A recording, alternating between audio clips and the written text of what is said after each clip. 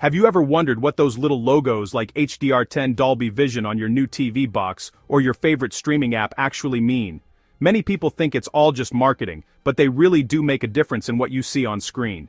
In this video, we're going to break down these HDR formats in simple terms. We will explore what they are, how they work, and if you should even care when you buy your next TV or projector. Before we get into all that, if you enjoy this kind of content and want to learn more about getting the best picture quality, please hit that like button and subscribe to the channel. Your support helps me make more videos like this one.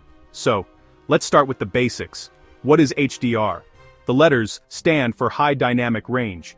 Think of it as an upgrade to your picture's contrast and color. Standard video can only show so much difference between the brightest parts and the darkest parts.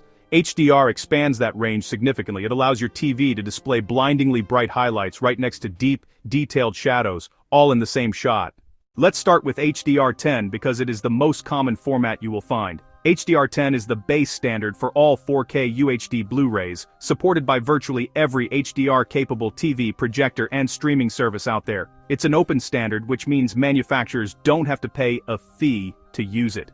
This is why it's so widespread. If you buy a TV that says it supports HDR, it is guaranteed to support HDR10. This universality is its biggest strength. You never have to worry about compatibility. The key thing to understand about HDR10 is it uses something called static metadata. This means one set of instructions for brightness and color is applied to the entire movie. When the movie is mastered, the colorist sets a maximum and average brightness level for the whole film. Your TV then takes that single instruction from the opening to the end. For many scenes, this works perfectly fine. The picture looks vibrant with great contrast. However, using one set of instructions for an entire movie can sometimes lead to compromises. A film might have a very dark scene followed by an intensely bright outdoor scene. Since HDR10 uses the same mapping for both, your TV has to make a choice. It might dim the bright scene to preserve highlight detail, or brighten the dark scene and risk crushing shadow detail. This is where your TV's tone mapping engine becomes critical, and a good one can make HDR10 look fantastic. On projectors, good tone mapping is essential to avoid a dim, washed-out image. HDR10 is the foundation of HDR, and even though more advanced formats exist, HDR10 still delivers a phenomenal picture on its own.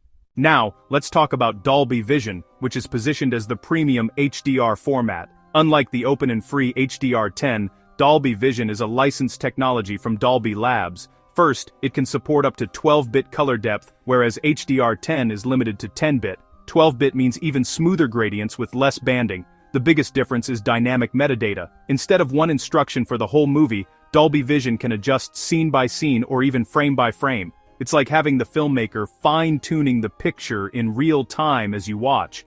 For a dark scene, the metadata prioritizes shadow detail. For a bright scene, it preserves highlights without blowing them out. This dynamic approach gives creators more control across a wide range of displays. Support for Dolby Vision is strong. Netflix, Disney+, Apple TV+, and many UHD Blu-rays carry Dolby Vision. Samsung and Amazon back HDR10+, a royalty-free dynamic alternative that works similarly.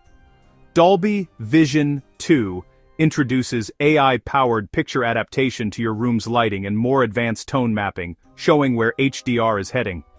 For now, Dolby Vision remains the most widely supported premium dynamic HDR format, offering precision that static HDR10 can't match end-to-end. But remember, your TV's capabilities still set the ceiling for what you see.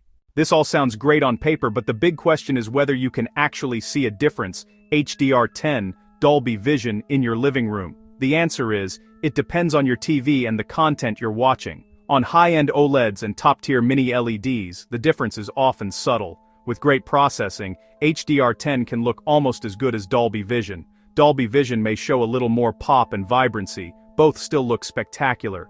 On mid-range and budget TVs, the story changes. Lower peak brightness and less advanced processing.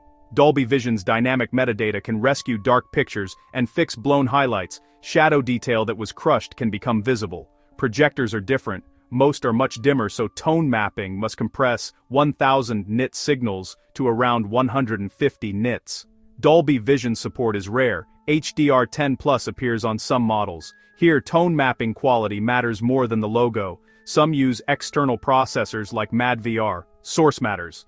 4K UHD Blu-rays carry an HDR10 layer and often a Dolby Vision layer. Higher bit rates mean less compression. Dolby Vision on disc can be more refined than streaming. So, after all this technical talk, which HDR format should you prioritize when you're shopping?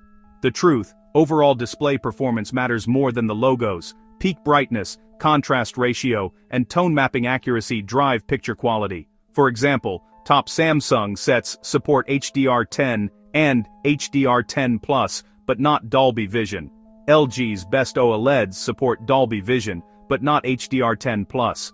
Side by side with great content, both look world-class. Let format support be a tiebreaker, not the main reason to buy. If all else is equal, Dolby Vision support is a nice advantage. Dolby Vision is widely adopted for streaming and discs, and its dynamic metadata can help mid-range TVs punch above their weight. In the end, all HDR formats aim to bring you closer to the filmmaker's vision. Don't get hung up on the format war. Focus on getting a great screen. Let the format support be the cherry on top. If your TV can do it justice, both HDR10 and Dolby Vision look fantastic. Thanks so much for watching, and I'll see you in the next one.